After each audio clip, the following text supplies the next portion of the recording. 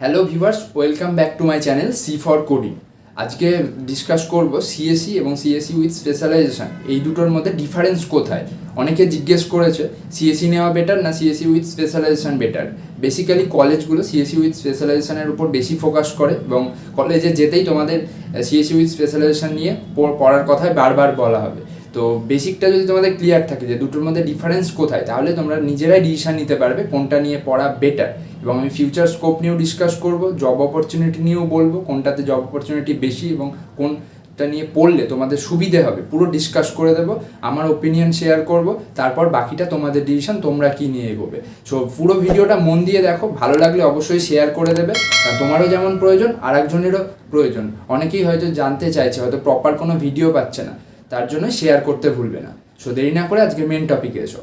So প্রথমেই CSE এবং CSE with স্পেশালাইজেশনের মধ্যে কী কী ভাগ রয়েছে সেটা বলে দিই। বেসিক্যালি সিএসির মধ্যে কোনো ভাগ নেই, সিএসি একটা মেন ট্রেড এবং সিএসি উইথ স্পেশালাইজেশন তার মধ্যে কিছু কিছু ভাগ রয়েছে। যেমন তুমি সিএসি উইথ ডেটা সায়েন্স করতে পারো, CSE with AIML, artificial intelligence and machine learning, cyber security নিয়ে করতে পারো, বিভিন্ন ভাগ রয়েছে। আরও অনেক নতুন নতুন ভাগ ডেইলি কলেজগুলো নিয়ে চলে আসছে।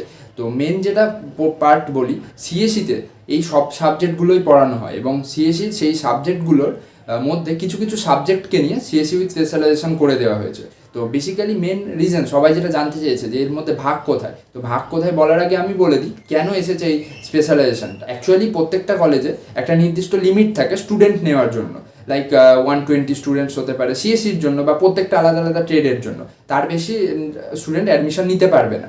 বাট কলেজ তো ইনকাম করতে চায়, তাদের তখন কি করবে, তাদের নতুন যে আইডিয়া বেরোলো এবং মার্কেটিং স্ট্র্যাটাজি বলতে পারো, তার জন্য সিএসি উইথ স্পেশালাইজেশন নিয়ে এলো। এতে কি হচ্ছে, একটা কলেজ সিএসির ওপরেই 500, 600, 1000 স্টুডেন্ট অ্যাডমিশন নিয়ে নিচ্ছে, এতে কি কলেজের প্রফিট হচ্ছে। মেনলি সিএসি এবং সিএসি উইথ স্পেশালাইজেশনের আলাদা কোনো ডিফারেন্স নেই, একই সাবজেক্ট, একই সিলেবাস, অলমোস্ট একই, বাট কিছু ডিফারেন্স আছে এবং তার প্রত্যেকটার ভালো দিক খারাপ দিক আছে। সেটা পুরো ভিডিওটা দেখো, আমি লাস্ট অব্দি বলে দেবো। তো বেসিক্যালি এটা এই রিজনটা হচ্ছে এটাই যে কেন সিএসি এবং সিএসি উইথ স্পেশালাইজেশনটা বের হয়েছে। এটা খুব রিসেন্ট একটা, আগে সিএসি উইথ স্পেশালাইজেশন ছিল না, আগে সিএসি নিয়েই পড়ানো হতো। এবার আসি সাবজেক্টে, কোর যে সাবজেক্টগুলো সিএসিতে যা পড়বে সিএসি উইথ স্পেশালাইজেশনেও সেম সাবজেক্ট পড়বে। এবার আসি থার্ড ইয়ার হতে পারে কোনো কোনো ইউনিভার্সিটির আন্ডারে সেকেন্ড ইয়ার, অর্থাৎ ফোর্থ সেমের দিকে হতে পারে। কিছু কিছু সাবজেক্ট থাকে যেগুলো চুজ করতে হয়। সিএসিতে কী হয়, তোমাকে অপশন দেবে, তুমি এআইএমএল নেবে না সাইবার সিকিউরিটি নেবে বা রোবোটিক্স নেবে, বিভিন্ন পার্ট থাকে, অনেক রয়েছে এক একটা কলেজে বিভিন্ন।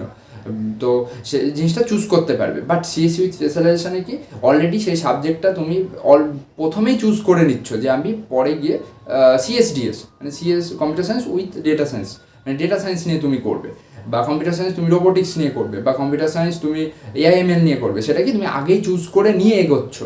ঠিক তো কোর সাবজেক্ট কী হবে, সেগুলো সেম হবে, সিএসি এবং সিএসি উইথ স্পেশালাইজেশন সব একই হবে। এবার যখন সাবজেক্ট চুজ আসবে, সেটা সিএসির ক্ষেত্রে তুমি চুজ করতে পারবে এবং তুমি তোমার ক্যাপাবিলিটি অনুযায়ী যে তুমি কোন সাবজেক্টটা পারো, যে আইএমএল পারো বা সাইবার সিকিউরিটি পারো বা ডেটা সায়েন্সে তোমার ইন্টারেস্ট রয়েছে, সেটা তুমি নিজে চুজ করে নিতে পারবে তোমার সিচুয়েশনের ওপর, এবং সেটা সেকেন্ড ইয়ারে হোক থার্ড ইয়ারে হোক।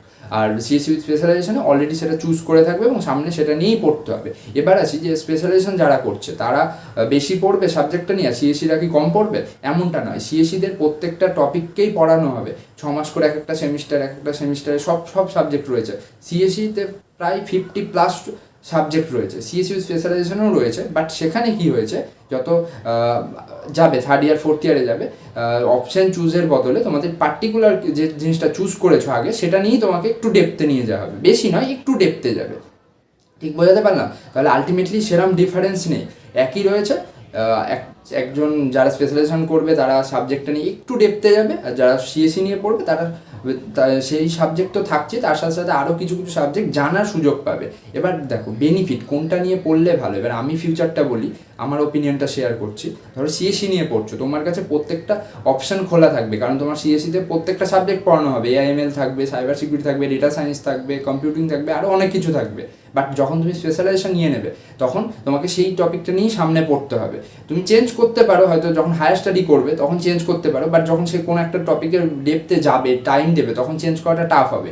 বাট যারা সিএসি নিয়ে থাকছে তারা কি করছে, তারা অলরেডি প্রত্যেকটা টপিক 6 মাস করে কিছু অন্তত জানছে, তারপরে তার ইন্টারেস্টটা খুঁজে বার করছে যে হ্যাঁ আমার এআইএমএল ইন্টারেস্ট আছে, ওর সাইবার সিকিউরিটিতে ইন্টারেস্ট আছে, কারো রোবোটিক্সে ইন্টারেস্ট আছে, তখন কি করবে সে যখন পরে ফিউচারে স্পেশালাইজেশন করবে বা এমটেক করতে যাবে, হায়ার স্টাডি করবে, তখন সেই টপিকটা চুজ করে এগোতে পারবে।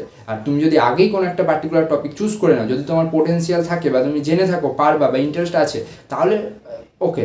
বাট যদি মনে হয় যে আমার এখনও আমি বুঝতে পারছি না কোনটা নিয়ে পড়বো, তাহলে সিএসসি নিয়ে পড়ো এবং ফিউচারে তুমি ডিসাইড করে হায়ার স্টাডি করবে। আর জব নিতে চাইলে তো জব করলে কোনো ব্যাপার না।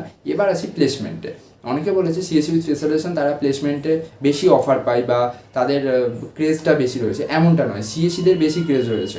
সিএসসি উইথ স্পেশালাইজেশন তো রয়েছে, বাট সিএসসিদের আরও বেশি রয়েছে। কেন বলি, বেশিরভাগ আইটি কোম্পানি সিএসসি স্টুডেন্টদেরও যা সুযোগ দেয়, সিএসসি উইথ স্পেশালাইজেশনেরও তার সুযোগ দেয়। কিছু কিছু কোম্পানি আছে যারা সিএসসি উইথ স্পেশালাইজেশনদের নিয়ে কম মানে ইন্টারভিউ করে আর কি, বা তাদেরকে বেশি প্রায়োরিটি দেয়। কেন দেয়? কারণ তাদের হয়তো চাই ডেটা সায়েন্সের স্টুডেন্ট, তখন তারা কি সিএসসিতে না গিয়ে, সিএসসি স্টুডেন্টরা অবশ্যই ডেটা সায়েন্স পড়েছে এবং সেখানেও ডেটা সায়েন্সের উপর মানে কারো দক্ষ জ্ঞান থাকতেই পারে, বাট সিএসসি উইথ স্পেশালাইজেশন করেছে যে উইথ ডেটা সায়েন্সে তাকে গিয়ে প্রেফার করবে, কারণ তার অবশ্যই নলেজটা কোথাও গিয়ে হয়তো একটু বেশি হতে পারে। বা কোম্পানি তো আর এটা জানবে না যে সিএসসি নিয়ে পড়ে তুমি বেশি ডেটা সায়েন্সে কেমন করে রেখেছো, ভাবে করেছো, কোনো একটা সেমিস্টারে ছিল, কিছু না কিছু হবে, মার্কস পেতেই পারো বেশি, বাট যে স্পেশালাইজেশন করবে তাকে প্রায়োরিটি দেবে।